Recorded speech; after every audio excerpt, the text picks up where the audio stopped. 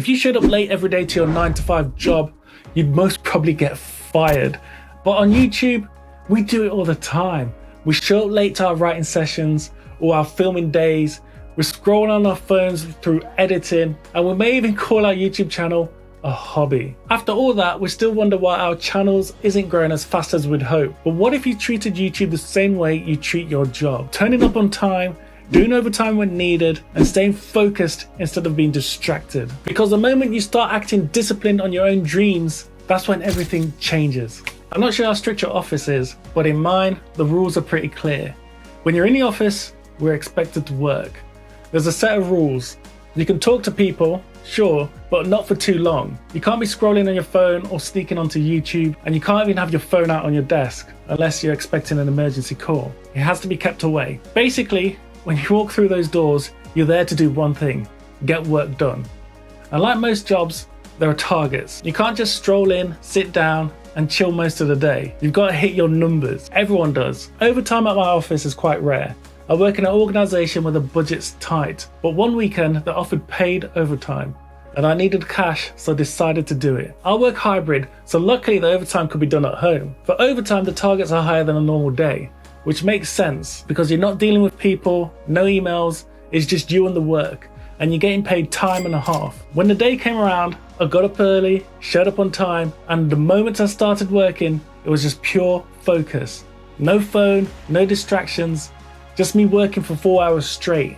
Normally when I work at home during the week, I'll be 100% honest, I sometimes doom scroll on my phone, maybe reply to a few messages, maybe stick YouTube on the TV, you know how it is. But that Saturday I locked in.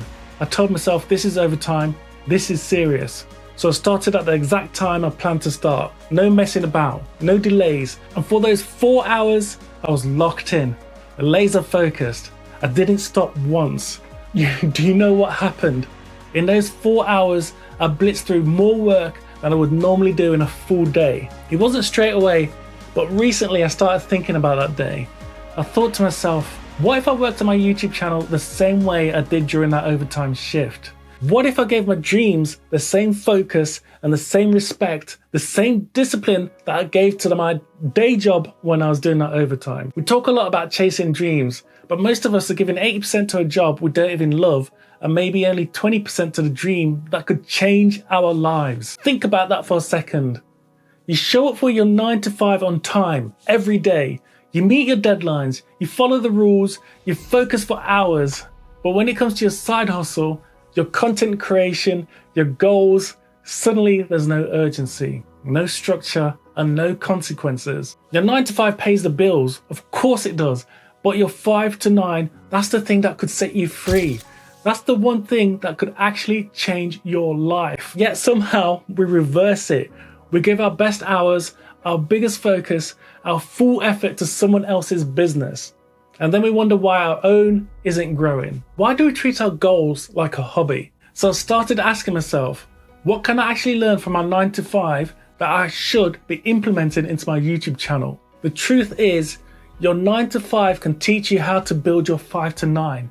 Everything you need to succeed in your side hustle is already there, in you, in the habits you've already learnt to use at work. We just haven't transferred them over yet. And this is what I'm going to try and do. Feel free to join me if you think it's a good idea. Number 1, start times matter. When I'm running late for work, I'm flying out that door, speeding in my car, rushing to find a parking space, and I'm rushing to clock in on time. Because there's consequences.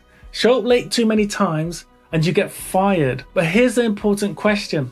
What are the consequences of showing up late to your side hustle? What happens if you miss a writing session? What happens if you skip your filming day? Nothing. So you don't rush. You don't have that same energy. And that's why you need to build consequences into your schedule. Real ones. If you show up late to your YouTube work, you don't get to work on it for the rest of the day. Done.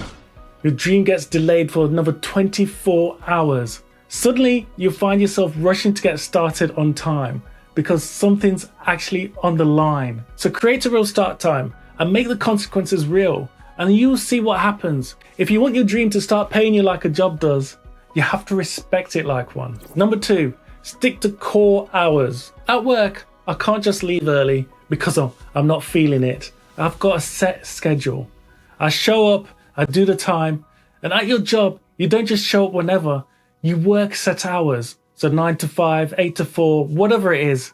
You know exactly when you're working, and you work those hours consistently every single day. No negotiation. So ask yourself, do you have core hours for your YouTube work?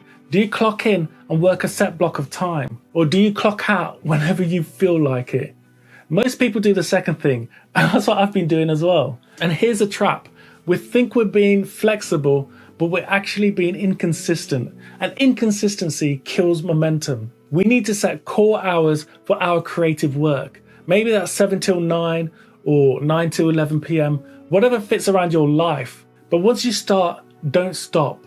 No checking your phone, no half watching Netflix in the background. You clock in and you clock out. If you want your YouTube to grow, it needs consistency, not bursts of motivation. Work on your goals. Number 3, show up 5 days a week. We show up to our jobs 5 days a week, even when we're tired, unmotivated, or couldn't care less. But when it comes to building our dreams, we dip in, we dip out, and we wait for inspiration. That's not how success works. You don't build muscle by going to the gym once a week. You don't build a side hustle by working on it whenever I feel like it. The people who make it are the ones who treat it like a job.